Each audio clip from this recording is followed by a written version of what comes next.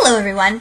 So today our book that we are looking at is Prince Caspian. It is the fourth in C.S. Lewis's Chronicles of Narnia series.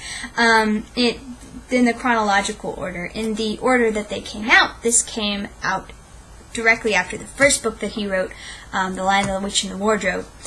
So it focuses on the Pevensey children who were in The Lion, the Witch, and the Wardrobe, and when they come back to Narnia. I remember when a long time ago, when I had these books fresh on my mind, and when the movie came out, I remember the books being this book in particular being kind of boring, and the movie really improving on that. And rereading it, I have to agree with myself.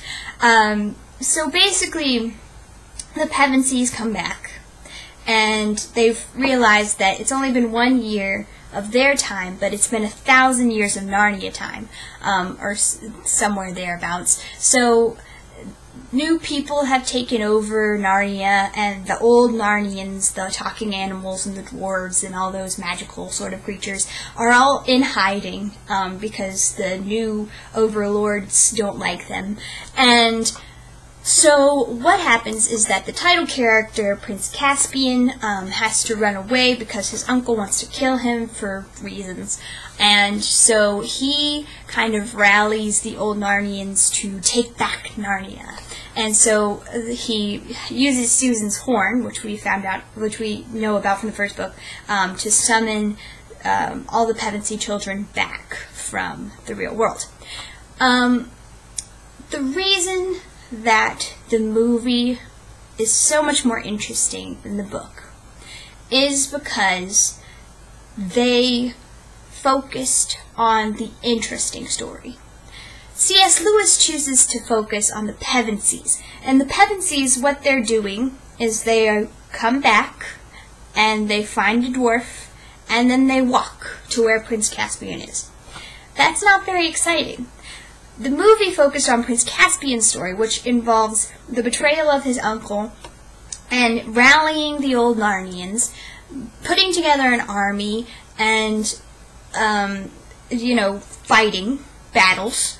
And also, of course, the scene where one of the dwarves tries to call back the White Witch, which is very interesting. All those things basically comprise only a few pages of this book. We get most of Prince Caspian's story in a flashback that's not even told by Prince Caspian. That's maybe 2 chapters of the novel as a whole.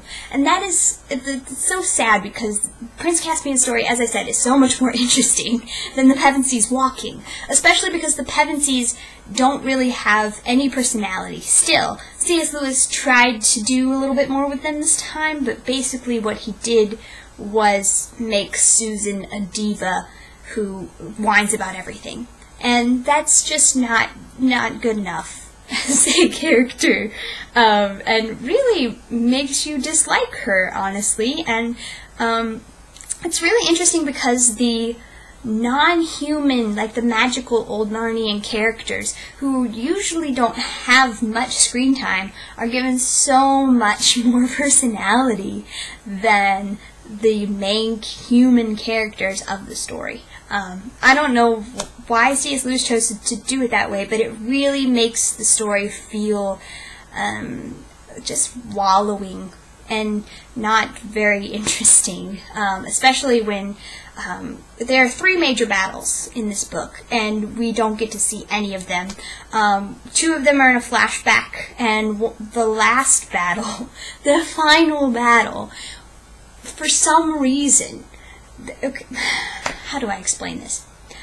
There's all this weird filler stuff in this book with dancing and Bacchus, the god of wine, and there's just these big parties, like these big frat parties that C.S. Lewis decides to take us into with Lucy and Susan, even though they have nothing to do with the plot, and they add nothing. I don't understand them. Maybe someone can explain them to me, but to me they add nothing. And so he spends so much time on this.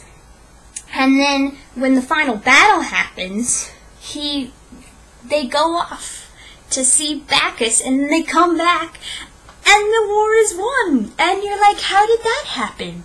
They were outnumbered, and they didn't have enough stuff, and I know that the trees woke up, but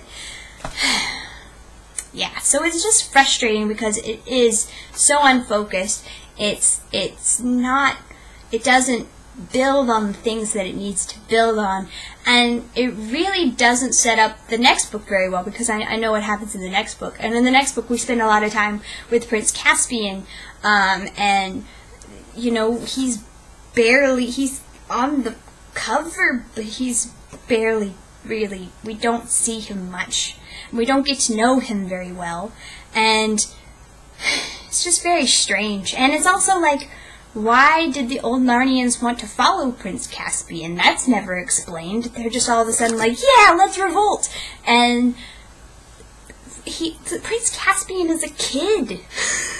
Why are they suddenly like, yes, let's follow this child? And then the weirdest thing is they're all like, oh, why are the peasantry children? We don't want to follow children. You're already following a child. Prince Caspian is a child. What is your problem? It just doesn't make any sense. I'm sorry, I'm ranting now, but it was really just kind of hard to get through and annoying. And honestly, I would recommend watching the movie. If you want to read the series, I think it would be more profitable to watch the movie version of this. And the movie version has flaws. They definitely tried to make it more epic than it actually is. But I think the movie version of this does a better job with character development, setting up the story and the plot and everything, than the book does. So yeah, that is my stuff on Prince Caspian. I'll quit complaining now. So the next couple of weeks, we're going to talk a little bit about the Hunger Games series. I'm only rereading Mockingjay, and I'll explain to you why in those things. But I wanted to talk a little bit about my feelings about Hunger Games, which will also be a bit of a rant, so get ready for that. Alright, I'll see you guys later. Bye!